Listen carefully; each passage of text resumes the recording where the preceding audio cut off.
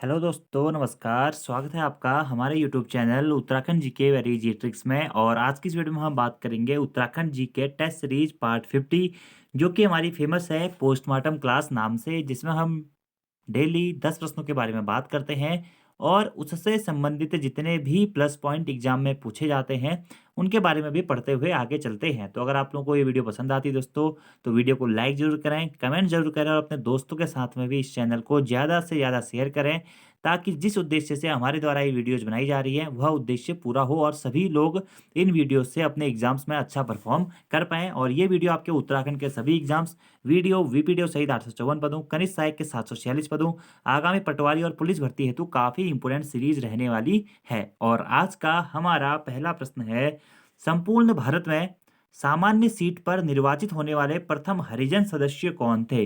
जैसा कि आप लोगों को पता है दोस्तों कि एससी और एसटी की सीटें क्या होती है, आरक्षित रहती हैं।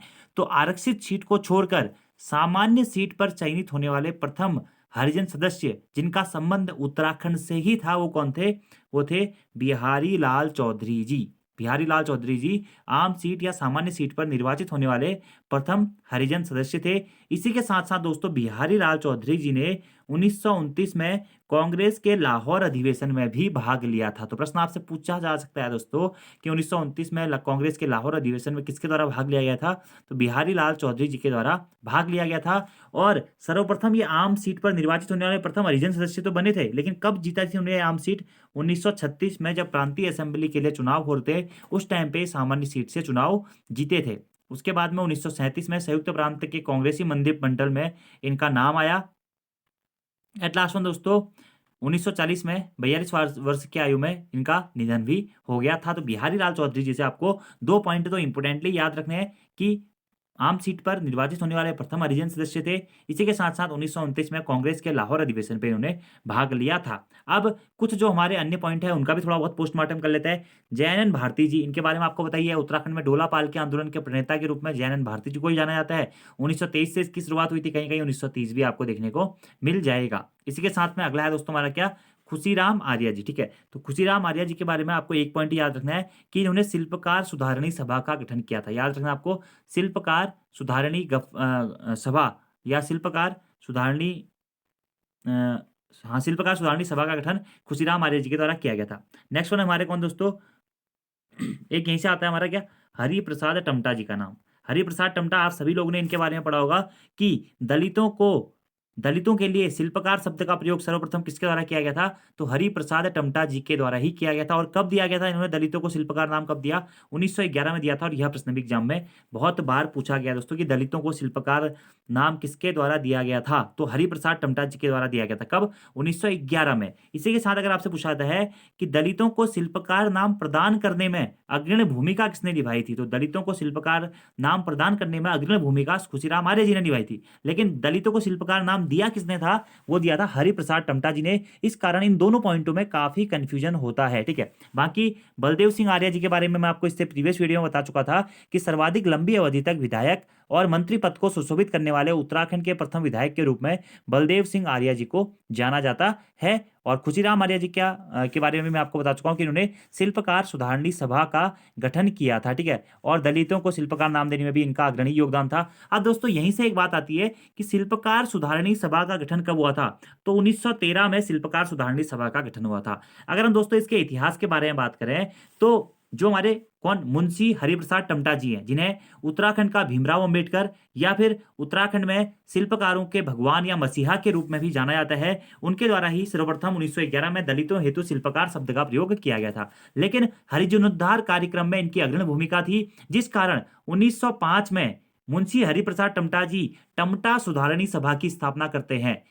उसी के बाद दोस्तों 1905 के बाद में 1913 में इस टमटा सुधारणी सभा का नाम परिवर्तित करके शिल्पकार सुधारणी सभा कर दिया जाता है। ये दोनों पॉइंट आप लोगों को इंपोर्टेंट याद रखने, जो उसके आपसे एग्जाम में पूछा जा सकता है। ठीक है, और अगर आपसे पूछा जाए कि कुमाऊं शिल्पकार सुधारणी सभा का गठन कब हुआ? ठीक है, देखिए अलग अलग चीजें दोस्तों, एक है शिल्पकार सुधारणी सभा का गठन 1913, कुमाऊनी शिल्पकार सुधारणी सभा का गठन पूछेगा तो 1931। ये दोनों पॉइंट आप लोगों को याद रखने हैं। और अगला एक और पॉइंट यहां से बनता है दोस्तों कि हरिजन सेवक संघ की स्थापना कब हुई थी? तो उसी के एक वर्ष बाद 1932 में हरिजन सेवक संघ की स्थापना हो गई थी। और ये जो चारों दोस्तों जयानंद भारती थे, खुशीराम आर्या जी थे, बलदेव सिंह आर्या जी थे, बिहारी लाल चौधरी जी थे, इन्होंने हरिजनोद्धार कार्यक्रम के लिए, मतलब हरिजनोद्धार करने के लिए काफी सारे कार्यक्रम भी चलाए थे। तो राइट आंसर हो जाएगा बिहारी लाल चौधरी जी। और चारों अफसरों का पोस्टमार्टम हमने कर लिया है। ज्यादा जानकारी आप यहाँ पे पढ़ सकते हैं, ठीक है, कि उत्तराखंड के बिहारी लाल जी का जन्म कब हुआ था? 1898 में इनका जन्म हुआ था। और इन्हें इनके द्वारा ही आम सीट पर चुनाव जीता गया था 1936 के प्रांतीय असेंबली के चुनाव में। खुशीराम आर्या जी के द्वारा शिल्पकार सुधारणी सभा का गठन किया गया। इसी के साथ में दलितों को शिल्पकार नाम देने में अग्रणी भूमिका भी खुशीराम आर्य जी ने निभाई। और हरिप्रसाद टमटा जी ने 1911 में दलितों हेतु शिल्पकार शब्द का प्रयोग किया और टमटा सुधारणी सभा का भी गठन किया था। और इसी कारण इन्हें उत्तराखंड का भीमराव अंबेडकर कहकर भी संबोधित किया जाता है। और हरिप्रसाद टमटा जी से एक और पॉइंट आप लोग को याद रखना है दोस्तों, कि 1935 में अल्मोड़ा से समता नामक अखबार किसने प्रकाशित किया था? तो वो भी हरिप्रसाद टमटा जी ने ही प्रकाशित किया था। बताने को दोस्तों शिल्पकार जो हमारा सुधार आंदोलन थे उसमें बहुत कुछ बताने को है, लेकिन फिलहाल आप इतनी ही चीजें ही नोट डाउन करते हुए चलिएगा। अगला हमारा दूसरा प्रश्न है और अच्छा प्रश्न है। राजा अभयचंद द्वारा पुत्र प्राप्ति की खुशी में कौन सा शिलालेख खुदवाया गया था? अब दोस्तों देखिए, अभयचंद चंद राजवंश के पहले महत्वपूर्ण राजा के रूप में जाने जाते हैं। क्यों? क्योंकि अभयचंद ही चंद राजवंश के पहले ऐसे राजा थे जिनके विषय में हमें प्रमाणिक सूचना प्राप्त हुई थी। यानी कि अगर आपसे पूछा जाता है कि चंद वंश का सबसे प्राचीन अभिलेख हमें किसका मिलता है, तो अभयचंद का ही सबसे प्राचीन अभिलेख मिलता है हमें। 1317 ईस्वी का अभयचंद का अभिलेख मिला था हमें चंद राजवंश। तो अगर आपसे यहाँ से दो प्रश्न बनते हैं कि चंद वंश का पहला नरेश जिसके विषय में प्रमाणिक सूचना मिली थी अभिलेखों के माध्यम से, वो भी अभयचंद जी थे। इसी के साथ में चंद राजवंश के सबसे प्राचीन अभिलेख किसका मिला है चंद राजवंश में? तो अभयचंद का ही मिला है। और कब का मिला है? 1317 ईस्वी का। इनके टाइम पीरियड के बारे में बात करें दोस्तों, तो अलग अलग किताबों में आपको इनका टाइम पीरियड अलग अलग मिलेगा, लेकिन एक्यूरेटली अगर देखा जाए तो करीबन करीब 1313 से लेकर के दोस्तों 1365 या 1364-65 तक इनका टाइम पीरियड माना जाता है। और सबसे प्राचीन जो अभिलेख मिला है चंद्र राजवंश का वो इनका ही है 1317 ईस्वी का। अब दोस्तों इनके बहुत सारे शिलालेख मिले हैं या हम कहें इनके अभिलेख मिले हैं। अगर हम बात करें बालेश्वर मंदिर से भी हमें अभयचंद का अभिलेख मिला है। मानेश्वर नौल अभिलेख भी इनका मिला है हमें मानेश्वर मंदिर से। चौकनी बोरा मंदिर अभिलेख भी हमें इनका मिला है। गणसारी ताम्रपत्र में भी हमें अभयचंद के बारे में देखने को मिलता है। इसी के साथ साथ में आगे दोस्तों थोहर चंद जो कि चंद्र राजवंश के 23वें राजा थे, उनके द्वारा जो गढ़सारा कूट ताम्रपत्र है उसमें भी अभयचंद थोहर चंद इन दोनों का उल्लेख हमें देखने को मिलता है। तो काफी सारे ताम्रपत्रों में इनका जिक्र भी है। और सर्वप्रथम जो अभिलेख मिला है इनका ही मिला है। तो यहीं से प्रश्न पूछा गया है कि अभयचंद द्वारा पुत्र प्राप्ति की खुशी में कौन सा शिलालेख खुदवाया गया था, कौन सा अभिलेख खुदवाया गया था? तो इसका आपका दोस्तों राइट आंसर हो जाएगा ऑप्शन नंबर सी, भित्ति शिलालेख। क्या? भित्ति शिलालेख खुदवाया गया था। तो ऑप्शन नंबर सी इसका राइट आंसर हो जाएगा, ठीक है। और इसी से एक दो पॉइंट और नोट कर लेते हैं। यहाँ पे इसकी व्याख्या में आप पढ़ सकते हैं कि 1360 ईस्वी में मानेसर मंदिर चंपावत से भित्ति शिलालेख की खोज डॉक्टर राम सिंह के द्वारा की गई थी। इसी भित्ता शिलालेख में इनके पुत्र प्राप्ति की खुशी में शिलालेख खुदवाया गया था। लेकिन दोस्तों अगर एक्चुअलिटी में देखा जाए तो अभयचंद का कोई पुत्र नहीं था। जो पुत्र था वो उस पुत्र की मृत्यु हो गई थी, इसी कारण ये कहते हैं निसंतान थे। उसके बाद में इनके किसी करीबी ज्ञानचंद, जिसे हम आगे जाके चंद्राजवंश में गरुड़ ज्ञानचंद के नाम से भी जानते हैं, उनको इनका उत्तराधिकारी बनाया जाता है। और इसके बाद में जो अगले राजा होते हैं चंद्र राजवंश के 29वें राजा थे कौन हमारे दोस्तों? वो थे गरुड़ ज्ञानचंद। और 28वें राजा थे कौन हमारे? अभयचंद, जिनके हमें सबसे पहले प्राचीन अभिलेख देखने को मिले हैं। और 1365 के आसपास में क्या होता है? इनकी मृत्यु हो जाती है। और चंद्र राजवंश में सबसे प्राचीन अभिलेख हमें इनका ही मिला है, ठीक है। इन्होंने चंपावत तथा उसके आसपास के क्षेत्रों में कई सारे अभिलेख भी खुदवाए थे। अब यहीं से दोस्तों एक और हमारा अभिलेख इंपोर्टेंट है, क्या? गढ़सारा कूट ताम्रपत्र, ठीक है। गढ़सारा कूट ताम्रपत्र में हमें थोर चंद के साथ साथ अभयचंद का वर्णन भी मिलता है, ठीक है। अभयचंद और थोर चंद दोनों के ताम्रपत्र के रूप में हमें गढ़सारा ताम्रपत्र का वर्णन देखने को मिलता है। इतने पॉइंट आपको यहाँ से मुख्यतः दोस्तों अभयचंद से याद रखने हैं, ठीक है। और पहले ऐसे राजा थे जिनके बारे में प्रमाणिक सूचना हमें देखने को मिलती है। अगला लघु स्तंभ लेख बालेश्वर मंदिर चंपावत से इनका प्राप्त हुआ है। अगला दोस्तों तीसरा प्रश्न है, अच्छा प्रश्न है कि समाज नामक हस्तलिखित पत्रिका का संपादन किसके द्वारा किया गया था? नारायण सिंह, राम प्रसाद बहुगुणा, राम प्रसाद नौटियाल जी या फिर भक्त दर्शन जी के द्वारा? तो समाज नामक एक हस्तलिखित पत्रिका थी जिसका संपादन सर्वप्रथम राम प्रसाद बहुगुणा जी के द्वारा किया गया था। तो ऑप्शन नंबर 20 का राइट आंसर हो जाएगा। अब देखिए राम प्रसाद बहुगुणा जी ने समाज नामक हस्तलिखित पत्रिका का संपादन तो किया, इसी के साथ साथ दोस्तों देवभूमि अखबार का प्रकाशन, क्या? देवभूमि अखबार का प्रकाशन भी किसने किया था?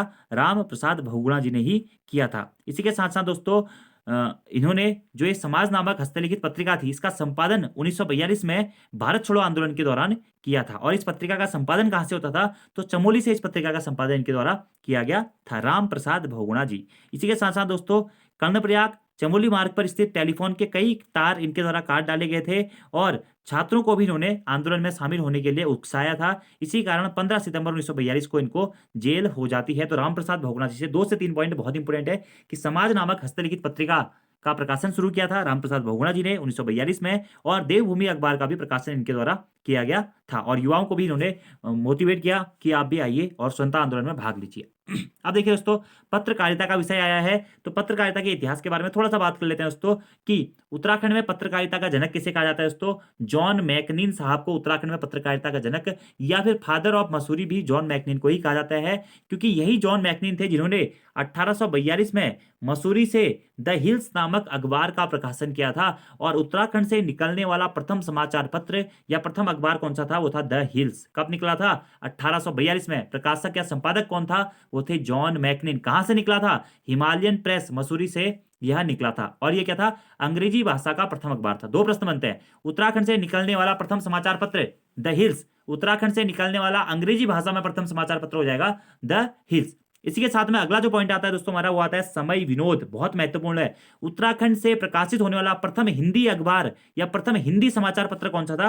वो था समय विनोद। कब प्रकाशित हुआ था? 1868 में जसपुर स्थित नैनीताल प्रेस क्लब से संपादित या प्रकाशित होता था समय विनोद नामक समाचार पत्र, जो कि उत्तराखंड से प्रकाशित होने वाला प्रथम हिंदी समाचार पत्र था। और यह एक पाक्षिक पत्र था। इसके प्रथम संपादक कौन बने थे? जयदत्त जोशी जी इसके प्रथम संपादक बने थे। और यहीं से आपका अगला प्रश्न आता है कि कुमाऊं का प्रथम हिंदी भाषी अखबार कौन सा बना था? तो अल्मोड़ा अखबार। कब प्रकाशित होता है? 1871 में। कौन प्रकाशित करता है? बुद्धि वल्लभ पंत, बी पंत जी के द्वारा इसका प्रकाशन 1871 में किया जाता है। यह भी एक हमारा क्या होता है? साप्ताहिक पत्र होता है।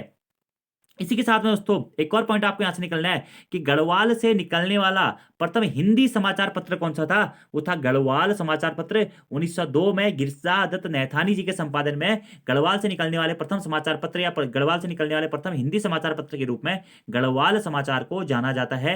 इतना पॉइंट आपको समाचारों से दोस्तों याद रखने हैं। अभी हाल ही में एक लेक्चरर का एग्जाम पेपर भी हुआ दोस्तों, वहां पर एक प्रश्न डायरेक्टली पूछा गया है कि बैरिस्टर मुकुंदीलाल जी ने किस पत्रिका का संपादन किया था? ठीक है, तो तरुण कुमाऊं नामक समाचार पत्र का प्रकाशन 1922 में बैरिस्टर मुकुंदीलाल जी के द्वारा किया गया था।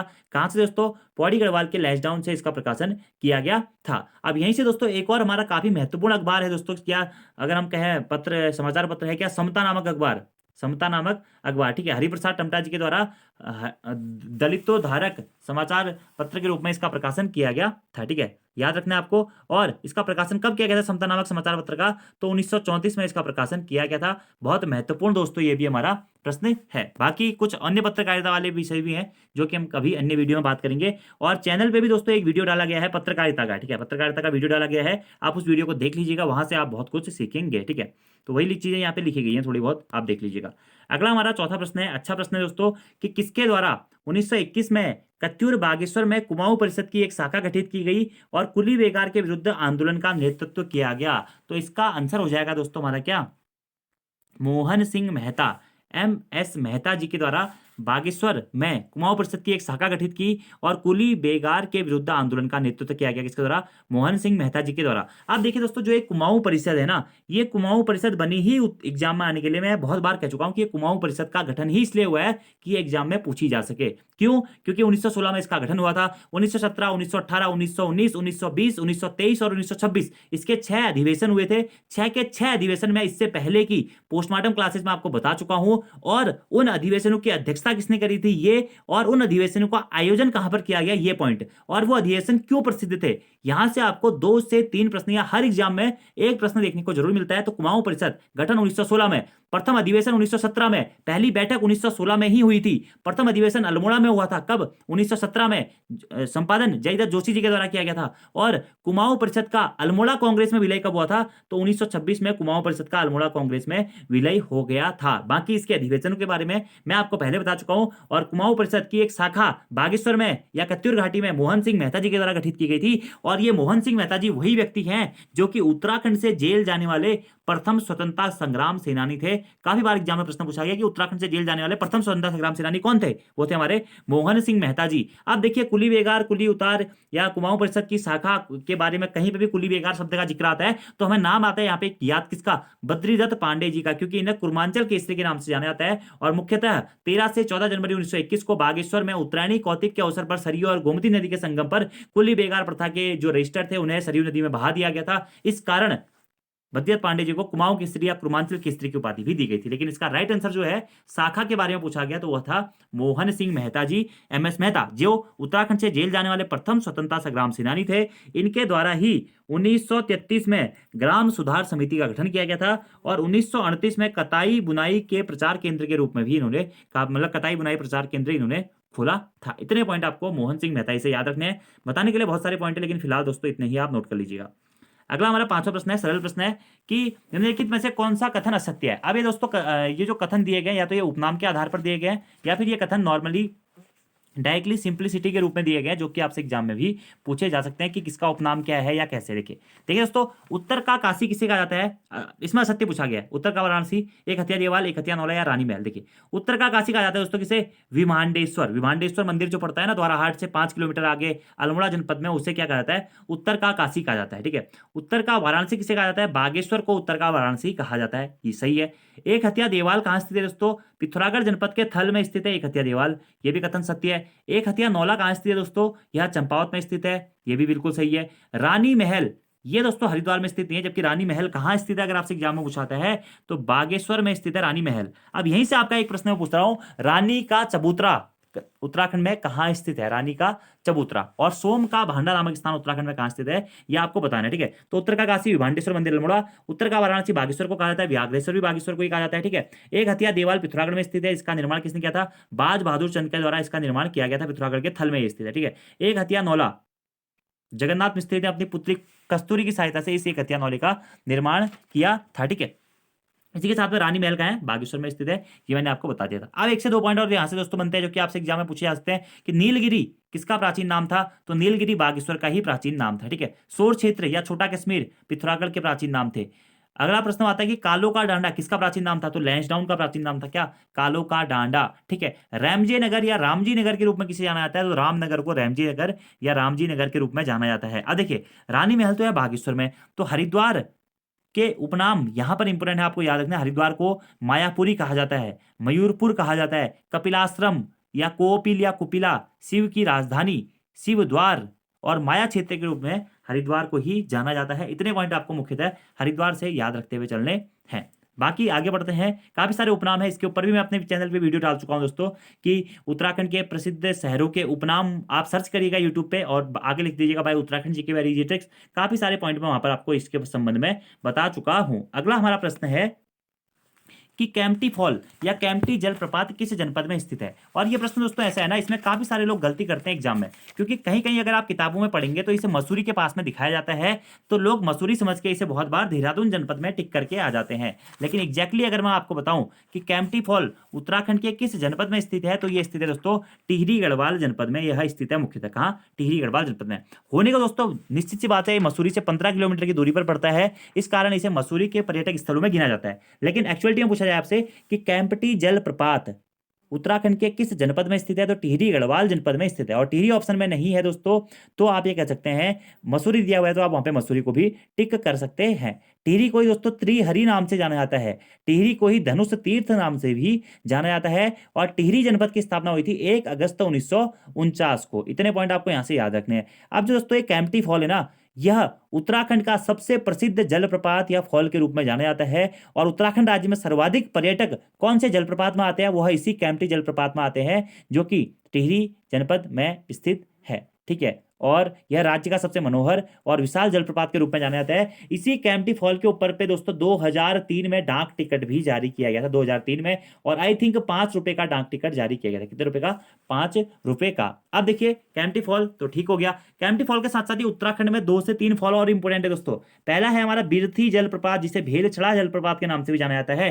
कहां स्थित है? पिथौरागढ़ जनपद में स्थित है। अगला यहां से इंपोर्टेंट हमारा बनता है दोस्तों क्या? वसुंधरा जलप्रपात या वसुधारा जलप्रपात, ये भी कहां स्थित है? चमोली जनपद में स्थित है, ऊपर माड़ा गांव के पास में वसुधारा या वसुंधरा जलप्रपात। अगला यहां से सहस्त्रधारा जलप्रपात, जो कि देहरादून में है। और टाइगर फॉल हो गया, भट्टा फॉल हो गया, हार्डी फॉल हो गया। ये तीनों फॉल या जलप्रपात कहां स्थित है? यह मसूरी के पास में ही स्थित है, देहरादून जनपद में। ठीक है, इतने पॉइंट आपको यहाँ से नोट करने, आंसर हो जाएगा टिहरी गढ़वाल। बाकी कुछ मसूरी के पास में स्थित है, कुछ अन्य बाजार भी दिए गए यहाँ पे। या फॉल मैसी फॉल हो गया, पट्टा फॉल हो गया, नाग टिब्बा, कैमल्स बैक, लंडौर बाजार और कुल्ही बाजार, ये क्या है? हमारे मसूरी के पास में स्थित है। अब यहीं से आपका एक प्रश्न है कि मसूरी लाइब्रेरी की स्थापना कब हुई थी? मसूरी लाइब्रेरी की स्थापना कब हुई थी? ठीक है, याद रखना है आपको ये पॉइंट। ठीक है, और यहीं से दोस्तों एक और प्रश्न आता है कि उत्तराखंड मॉम संग्रहालय कहाँ स्थित है? उत्तराखंड मॉम संग्रहालय या वैक्स संग्रहालय कहाँ स्थित है? तो ये भी मसूरी में ही स्थित है। क्या? उत्तराखंड मॉम या वैक्स संग्रहालय, याद रखना है आपको। ठीक है, आगे बात करते हैं। अगला हमारा 7वां प्रश्न है, काफी बार बता भी चुका हूं मैं आपको, बहुत सरल सा प्रश्न है कि यमुनोत्री मंदिर का पुनरुद्धार किसके द्वारा किया गया था? अब देखिए सबसे पहले बात आती है कि यमुनोत्री मंदिर है कहां स्थित। ठीक है, तो सभी लोगों को पता होगा कि उत्तराखंड में 4 धाम है, गंगोत्री, यमुनोत्री, केदारनाथ और बद्रीनाथ। जिसमें से जो यमुनोत्री मंदिर है दोस्तों, यह कहाँ स्थित है? यह उत्तरकाशी जनपद में स्थित है। 4 धामों में से 2 धाम गंगोत्री और यमुनोत्री हमारे उत्तरकाशी जनपद में ही स्थित हैं। इस मंदिर का निर्माण किसने कराया था? तो सुदर्शन शाह के द्वारा सर्वप्रथम इस मंदिर का निर्माण किया गया था। किसके द्वारा? सुदर्शन शाह के द्वारा। कहीं कहीं आप प्रताप शाह भी देखेंगे, जो कि गलत है। एक्चुअलिटी में जो प्रथम संस्थापक थे इसके, वो कौन थे? सुदर्शन शाह जी ही थे। और प्रश्न पूछा गया है कि इस मंदिर का जीर्णोद्धार किसने कराया था दोस्तों? तो जीर्णोद्धार कराया था महारानी गुलेरिया ने। तो ऑप्शन नंबर ए इसका राइट आंसर हो जाएगा। जयपुर की रानी महारानी गुलेरिया जी के द्वारा इसका जीर्णोद्धार किया गया था। और 19वीं सदी में इसका जीर्णोद्धार किया गया था। इतने पॉइंट आपको यहाँ से डायरेक्टली नोट डाउन करने हैं। अब यहीं से आता है कि यमुनोत्री मंदिर का शीतकालीन आवास स्थल कहाँ स्थित है? तो सोमेश्वर देवालय, जो कि कहाँ पड़ता है? उत्तरकाशी के ही खरसाली नामक गांव में पड़ता है। वहां पर क्या है? यमुनोत्री मंदिर का शीतकालीन आवास स्थल भी स्थित है। ये पॉइंट भी आपको डायरेक्टली नोट करना है, आपसे एग्जाम में पूछा जा सकता है। क्या? सोमेश्वर देवालय खरसाली गांव में इनका जो हमारा हम कहें शीतकालीन आवास स्थल स्थित है। शीतकाल में इनकी पूजा वहीं पर होती है। सूर्य कुंड, जो कि गर्म जल का एक कुंड है, वो भी दोस्तों हमारा उत्तरकाशी में ही स्थित है। और गंगानी कुंड, जो कि गर्म जल के कुंड के रूप में जाना जाता है, वो भी हमारा कहाँ है? उत्तरकाशी में ही स्थित है। ठीक है, इसी के साथ अगर हम बात करें कि यमुनोत्री मंदिर या गंगोत्री मंदिर के कपाट कब बंद होते हैं, तो भैया दूज के दिन ये बंद होते हैं। ठीक है, चारों धामों में दूसरा सर्वाधिक ऊंचाई पर स्थित धाम कौन सा है? वो है हमारा यमुनोत्री धाम। चारों धामों में सर्वाधिक ऊंचाई पर स्थित धाम कौन सा है हमारा? वो है दोस्तों केदारनाथ धाम। दूसरा सर्वाधिक ऊंचाई पर स्थित धाम है यमुनोत्री धाम। तीसरा सर्वाधिक ऊंचाई पर स्थित है बद्रीनाथ धाम। और चारों धामों में सबसे कम ऊंचाई पर स्थित धाम के रूप में गंगोत्री धाम को जाना जाता है। बद्रीनाथ धाम की ऊंचाई कितनी है, ये भी इंपोर्टेंट है दोस्तों, नोट डाउन करना चाहते हैं तो आप कर सकते हैं। सॉरी, ये यमुनोत्री धाम की ऊंचाई कितनी है, जो कि आपसे एग्जाम में भी पूछा जा सकता है। ठीक है, तो एटलीस्ट हम मान के चलेंगे 3400 कुछ मीटर इसकी ऊंचाई है। ठीक है, 3400 या 3300 कुछ मीटर इसकी ऊंचाई है। ठीक है, सबसे कम है गंगोत्री की, वो 3048 के आसपास में है। बाकी केदारनाथ की हमारा आई थिंक 3500 कुछ के आसपास में है। ठीक है, तो ये जो ऊंचाई है ना, ये भी आप लोग जरूर याद रख लीजिएगा। मैंने बहुत टाइम से रिवाइज नहीं किया, तो थोड़ा सा ये डाटा याद करने में प्रॉब्लम होती है। आप ये चारों धामों की जो ऊंचाइयाँ हैं, ये आप जरूर याद रख लें। और ऑप्शन में थोड़ा बहुत ऊपर नीचे हो सकता है, 3 या 4, 5 या 6, 10 से 20, लेकिन ज़्यादा ऑप्शन में अंतर नहीं होगा। ठीक है, तो याद रख लीजिएगा, एक अनुमानता आप वहाँ पे सही कर सकते हैं। तो पुनरुद्धार महारानी गुलेरिया ने कराया था। बाकी वही लिखा गया है कि ग्रीष्मकालीन आवास यमुनोत्री में था, शीतकालीन आवास स्थल खरसाली गांव सोमेश्वर देवालय में, उत्तरकाशी में ही कपाट बंद होते भैया दूज के दिन। और चारों धामों में दूसरा सर्वाधिक ऊंचाई पर स्थित धाम के रूप में यमुनोत्री धाम को जाना जाता है। इतने पॉइंट आप यहाँ से डायरेक्टली नोट डाउन कर लीजिएगा। आगे बढ़ते हैं। अगला हमारा 8वां प्रश्न है कि अल्मोड़ा स्थित डोल आश्रम की स्थापना किसके द्वारा की गई थी? ठीक है, तो अल्मोड़ा स्थित डोल आश्रम की स्थापना दोस्तों महंत बाबा कल्याण दास जी के द्वारा की गई थी। और इस डोल आश्रम में दोस्तों विश्व का सबसे बड़ा श्रीयंत्र स्थापित किया गया था। कब? 2018 में। याद रखना आपको कि विश्व का सबसे बड़ा श्रीयंत्र कहाँ स्थापित किया गया था? तो डोल आश्रम, जो कि कहाँ पड़ता है? अल्मोड़ा में पड़ता है डोल आश्रम दोस्तों, यहीं पर स्थापित किया गया था। याद रखना है, बहुत महत्वपूर्ण है। संत बाबा कल्याण दास ने डोल आश्रम की स्थापना की और सर्वाधिक जो सबसे बड़ा शक्ति स्टोर की स्थापना यहाँ पर की गई है। अगला हमारा प्रश्न है कि बद्रीनाथ धाम पर किस वर्ष डाक टिकट जारी किया गया था। ये ऐसे दोस्तों किस वर्ष किसके ऊपर डाक टिकट जारी किया गया, ये प्रश्न भी एग्जाम में कभी कभी पूछ जाते हैं। ठीक है, जैसा कि अभी मैंने आपको थोड़ी देर पहले बताया कि कैंपटी जलप्रपात पे 2003 में डाक टिकट जारी किया गया था, उसी प्रकार प्रश्न पूछा गया कि बद्रीनाथ धाम पर किस वर्ष डाक टिकट जारी किया गया था, 2004, 2001, 2014 या फिर 2003। तो बद्रीनाथ धाम पर भी दोस्तों डाक टिकट 2003 में ही जारी किया गया था। कब? 2003 में। अब यहीं से प्रश्न पूछा था कि केदारनाथ धाम पर डाक टिकट कब जारी किया गया था, आंसर हो जाएगा 203। ठीक है, 2003। केदारनाथ धाम पर डाक टिकट 2001 में जारी कर दिया गया था। ठीक है, ऐसे ही नंदा देवी पर डाक टिकट कब जारी किया गया था, 2014 में, नंदा देवी राजजात यात्रा पर। ठीक है, ऐसे 2004 में पंडित नैन सिंह रावत जी पर डाक टिकट जारी किया गया था। कब? 2004 में। इतने पॉइंट आपको यहाँ से अभी इंपोर्टेंटली याद रखने हैं। तो बद्रीनाथ धाम पर 2003 में किया गया था, केदारनाथ धाम पर 2001 में, नंदा देवी में 2014 में, और इसी के साथ में पंडित नैन सिंह रावत जी पर 2004 में। इतने पॉइंट आपको यहाँ से दोस्तों डायरेक्टली नोट डाउन कर लेने हैं। अगला हमारा 10वां प्रश्न है। अच्छा प्रश्न है दोस्तों, क्योंकि ये जो प्रश्न है ना एग्जाम में हमेशा आप ये कहेंगे कि 1 से 2 बार तो पूछे जाते हैं कि हमारा उत्तराखंड का राजकीय फल क्या है दोस्तों। का फल है, आप सभी को पता होगा। देखिए, सबसे पहला प्रश्न यहाँ से आता है कि उत्तराखंड राज्य के प्रतीक चिन्हों का निर्धारण सबसे पहले कब किया गया था, सर्वप्रथम कब किया गया था। तो 2001 में उत्तराखंड राज्य के प्रतीक चिन्हों का निर्धारण किया गया था। उत्तराखंड राज्य का राज्य पुष्प क्या है दोस्तों, प्रश्न इंपोर्टेंट है। ब्रह्मकमल उत्तराखंड का राज्य पुष्प है। उत्तराखंड राज्य का राज्य फल क्या है, काफल है, काफल। उत्तराखंड राज्य का राज्य पक्षी क्या है, मोनाल है। उत्तराखंड राज्य का राज्य पशु क्या है, कस्तूरी मृग है। उत्तराखंड राज्य का राज्य वृक्ष क्या है, उत्तराखंड राज्य का राज्य वृक्ष है बुरांस। ठीक है, उत्तराखंड राज्य का राज्य खेल क्या है, फुटबॉल। क्या? फुटबॉल। कब घोषित किया गया था, 2011 में। उत्तराखंड राज्य का राज्य वाद्य यंत्र क्या है, वो है ढोल। कब घोषित किया गया था, 2015 में। उत्तराखंड राज्य का राज्य गीत क्या है, तो उत्तराखंड देवभूमि मातृभूमि सत सत वंदन अभिनंदन, ये इसका क्या है, राज्य गीत है। ठीक है, और कब बनाया गया था, 2016 में। ठीक है, इसी के साथ साथ उत्तराखंड राज्य की राज्य तितली क्या है, कॉमन पिकॉक उत्तराखंड राज्य की राज्य तितली है। इतने पॉइंट यहाँ से आपको मोटे मोटे याद रखने हैं दोस्तों, जो कि आपसे एग्जाम में पूछे जा सकते हैं, क्योंकि यहाँ से प्रश्न बनता है कि उत्तराखंड में राज्य क्या है, राज्य तितली क्या है, राज्य वृक्ष क्या है, राज्य खेल क्या है। और यहाँ से काफी बार एग्जाम में पहले भी प्रश्न पूछे जा चुके हैं। तो प्रश्न पूछा गया है कि राजकीय फल काफल का वैज्ञानिक नाम क्या है। तो इसका वैज्ञानिक नाम है दोस्तों क्या, मिरिका एस्कुलेटा। क्या है, मिरिका एस्कुलेटा।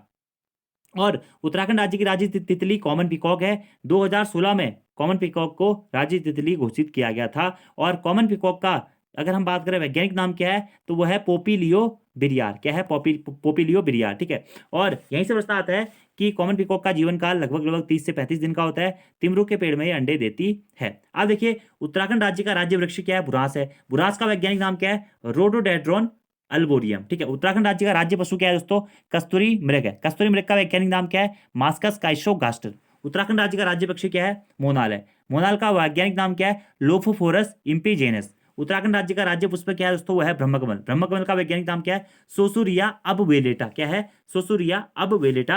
राज्य खेल फुटबॉल है, 2011। राज्य वाद्य यंत्र ढोल है, 2015।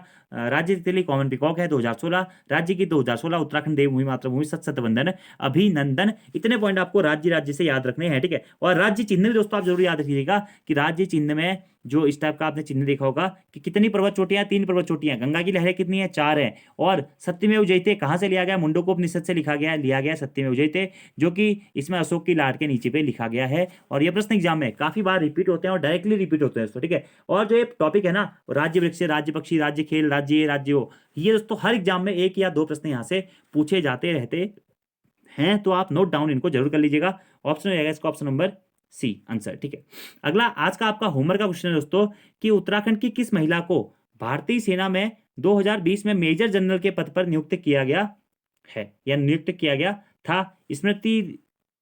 स्वाति देवरानी, स्मिता देवरानी, हेमा जोशी या फिर विजया पांडे। इसका आंसर आपको कमेंट बॉक्स में जरूर देना है। और आज की ये वीडियो आपको दोस्तों कैसी लगी आपको जरूर बताना है। और अगर आपने इससे पहले की वीडियोस नहीं देखी है ना, तो उनको जरूर देख लीजिएगा। और इन वीडियो को देख के यार आप लोग खुद से एनालाइज करें कि आप लोगों को कोई फायदा हो पा रहा है या नहीं हो पा रहा है। काफ़ी सारे लोगों ने उत्तराखंड बहुत अच्छी तरीके से पढ़ी होगी, तो वो लोग यहाँ से रिवाइज कर सकते हैं। और इसी के साथ में जो लोग उत्तराखंड पहली बार पढ़ रहे हैं वो लोग यहाँ से अच्छे से नोट्स बनाइए, अच्छे से इन्हें एग्जाम में रिवाइज करके जाइएगा। देखिए दोस्तों, 20 से 30 मिनट की वीडियोज रहती हैं, लेकिन अगर आप इनको 2 से 3 बार देख लेना तो ये वीडियोज ही आपके ज्ञान में बहुत बड़ा इंप्लीमेंट कर सकती हैं। बस आप सीरियसली इन वीडियोज को जरूर देखिएगा। और हिंदी की भी हमारी सीरीज चल रही है, आप उस सीरीज को भी जरूर फॉलो करते हुए चले, ठीक है। तो आज की इस वीडियो में इतना ही दोस्तों। Thank you, thanks for watching इस video. See you next time. और इसका आंसर आप कमेंट बॉक्स में जरूर दीजिएगा। धन्यवाद।